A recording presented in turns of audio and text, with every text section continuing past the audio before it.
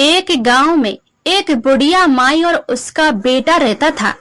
बेटा गांव की गाय चराकर घर का खर्चा चलाता था।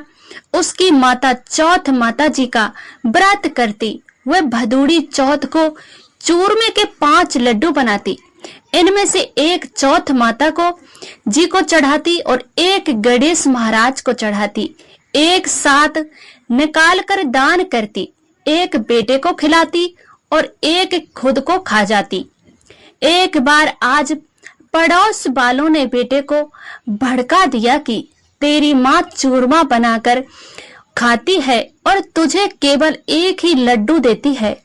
ये सुनकर लड़का भड़क गया। माँ, तुम तो चूरमा खाती हो और मुझे सिर्फ एक लड्डू देती हो, बाकी ठंडी रोटियां खिलाती हो। उसने माँ से कहा, ठंडी रोटी खाकर मेरे से गाय नहीं चराई जाती, इसलिए तुम चौथ का व्रत करना छोड़ दो। इस पर माँ ने कहा, बेटा, मैं चौथ का व्रत तेरी सुख शांति के लिए ही करती हूँ। मैं चौथ माता जी का व्रत नहीं छोड़ सकती। तो बेटा विदेश जाने लगा। माँ बोली, बेटा, यदि तू विदेश जा रहा है तो ये चौथ माता जी के आंखें अपने साथ ले जा। यदि तेरे पास कोई भी संकट आवे तो चौथ माता जी का नाम लेकर इन्हें पूरा कर देना, तेरा संकट टल जाएगा। लड़का उन आंखों को लेकर विदेश के लिए चल पड़ा। रास्ते में एक नदी आई। उसे पार करने में कोई भी साधन नहीं था।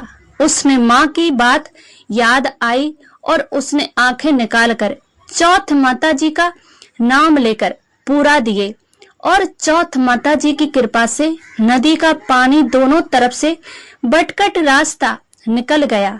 आगे उसे एक भयंकर जंगल में निकलना पड़ा तो वह रास्ता भटक गया। उसने कहा, वहां भी आंखें पूर कर कहा, चौथ माता जी, तुम अगर सच्ची हो तो मुझे रास्ता दिखाओ। इतना कहते ही उसे रास्ता मिल गया। आगे चलकर वह एक गांव में पहुंचा। वहां पर उस गांव में राजा के यहाँ पर रोजाना बर्तना का एक पकता था जिसमें एक आदमी की बलि दी जाती थी। वह लड़का एक बुढ़िया माई के घर गया तो उसने देखा कि बुढ़िया माई तो रो रही है। लड़के ने बुढ़िया माई से पूछा कि तुम्हें क्या दुख है, क्यों रो रही हो माँ जी?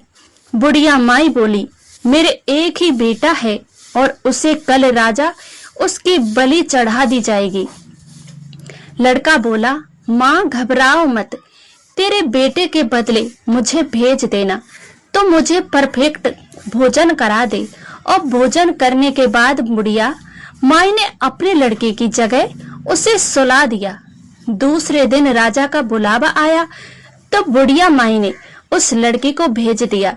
राजा के नौकर उसे लेकर जाकर हवाब में चुनने लगे तो वो आगे पूर कर जल का कलश लेकर बैठ गया और बोला, हे चौथ माता जी, मैं मेरा संकट टलना अभाव चुनाकर आग लगा दी है।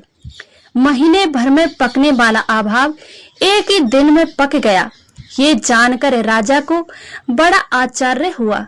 राजा खुद देखने के आया और नौकरों को अभाव के कलश में उतारने को कहा। नौकर कलश उतारने लगे तो अंदर से आवाज आई, बर्तन धीरे से उतारना। आवाज सुनकर सभी आश्चर्य में पड़ गए तो बर्तन हटाकर उसे निकालना और पूछने लगे, भाई तुम कौन हो? और तब से उसने कहा, मैं एक आदमी हूँ जिसने तुमको अभाव में चुना दिया था। राजा ने पूछा, तुम कैसे बचे? तो उसने कहा, मेरी माँ चौथ माता जी का व्रत करती है, मुझे चौथ माता जी ने बचाया है। तब राजा ने 2 घोड़े मंगवाए और एक पर खुद बैठे और दूसरे पर उस लड़के को बैठाकर उसके साथ पैरों में जंजीरें बांध दी और कहा, यदि तेरी जंजीरें खुलकर मेरे हाथ पैरों में आ गई तो मैं तेरी चौथ माता जी को सच्ची मानूंगा। लड़के ने आंखों पर कहा, हे चौथ माता, अब तक रक्षा करी है तो इस बार भी रक्षा करना। देखते ही देखते उसकी जंजीरें खुलकर राजा के हाथ और पैरों में जा गई। राजा ने कहा, तेरी चौथ माता तो सच्ची है। राजा ने अपनी कन्या का विवाह उससे करा दिया और बहुत सारा धन माल देकर उसे खुशी खुशी विदा कर दिया। लड़का गांव के पास पहुंचा तो लोगों ने जाकर कहा, बुढ़िया माई, तेरे बेटे बहू घर आ गए हैं।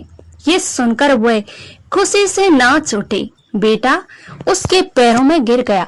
बेटे ने माँ से कहा, ये सब तेरी चौथ माता जी का व्रत का फल है। इसके बाद उसने सारे नगर में ढूंढी पिटवा दी कि सभी चौथ माता जी का व्रत करो, और पूजन करके राजा ने भी कहलवा दिया कि सब चौथ माता जी का व्रत करेंगे।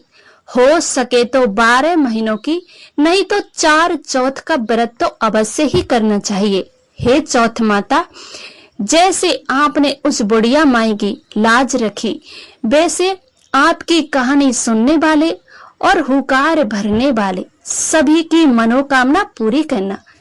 अभी भी मैं अपना आशीर्वाद बनाए रखना। तो प्रेम से बोलिए, विनायक जी महाराज की जय और चौथ माता की जय। जय हो चौथ माता की।